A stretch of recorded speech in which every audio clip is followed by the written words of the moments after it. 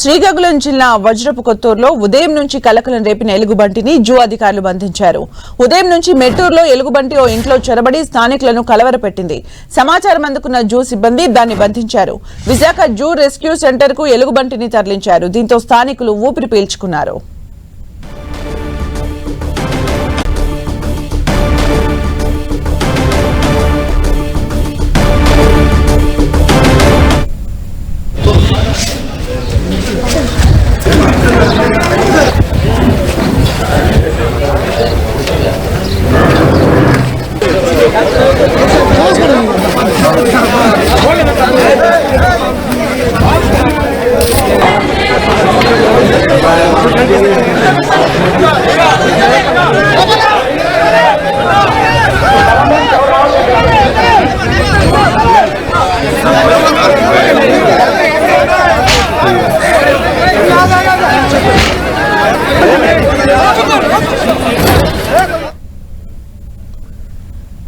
Right, మొత్తానికి operation Bunty success అయింది. ఎలుగుబంటిని జూ అధికారులు బంధించారు. ఉదయం నుంచి మెట్టూరులో ఎలుగుబంటి ఓ ఇంట్లో చొరబడి స్థానికులను కలవరపెట్టింది. అయితే సమాచారం అందుకున్న జూ సిబ్బంది దాన్ని బంధించారు. విశాఖ జూ రెస్క్యూ సెంటర్ కు ఎలుగుబంటిని తరలించారు. దీంతో స్థానికులు ఊపిరి పీల్చుకున్నారు. మరిన్ని అప్డేట్స్ మా ప్రతినిధి బాలు అందిస్తారు. బాలు, సుమిత్ర, ఉదయం నుంచి పడినటువంటి ఉత్కంఠ తెరబడింది. ఆపరేషన్ బల్లోక్ సక్సెస్ అయ్యింది.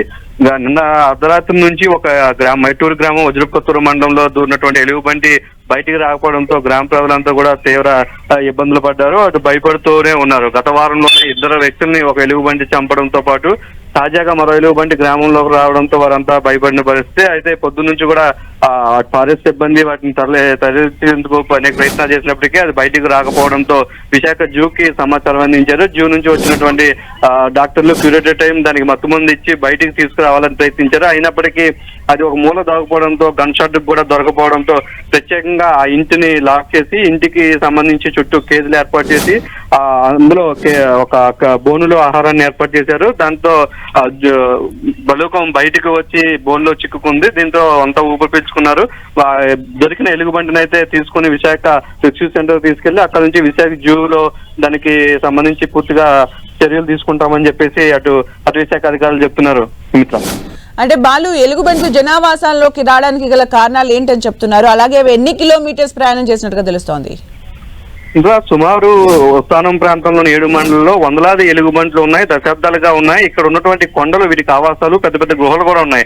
అయితే గత కొన్ని రోజులుగా ఈ స్థానికులు ఇల్లు కట్టుకోవడానికి ఈ యొక్క కొండల యొక్క కంకర్ని వీటిని డ్యామేజ్ చేయడంతో పాటు వేసవకాలం రావడంతో కొండల ప్రాంతాల్లో ఏవైతే చిన్న చిన్న గొట్టలు ఉన్నాయో అక్కడ నీరు ఆహారం సరిగా అందకపోవడంతో దగ్గరలో ఉన్నటువంటి చెరువుల దగ్గర ఈ యొక్క సీజన్ కూడా కావడం, ఏవైతే జీడి పళ్ళు సీజన్, జీడి మామిడి యొక్క సీజన్ కావడంతో ఆ పళ్ళు తినడానికి కూడా ఆహారం దొరుకుతుందనే ఉద్దేశంతో ఇవన్నీ ఈ వజ్రపుకొత్తూరు మండలం, ఈ చుట్టుపక్కల మండలాల్లో అయితే పలాసకు సంబంధించిన మండలాల్లో అయితే వస్తున్న పరిస్థితి అయితే ఉంది. వీటన్నిటిని కూడా అరికట్టాలని చెప్పేసి అటు స్థానికులు అయితే కోరుతున్నారు. గత సంవత్సరం కూడా సుమారు 5గురు వీటి బారిన పడి మృతి చెందడం, గత వారంలోనే 2 మృతి చెందారు. మరొకరు తీవ్ర అస్వస్థ ఏదైతే దెబ్బలు కూడా తగిలి హాస్పిటల్లో చికిత్స అందుతున్నారు.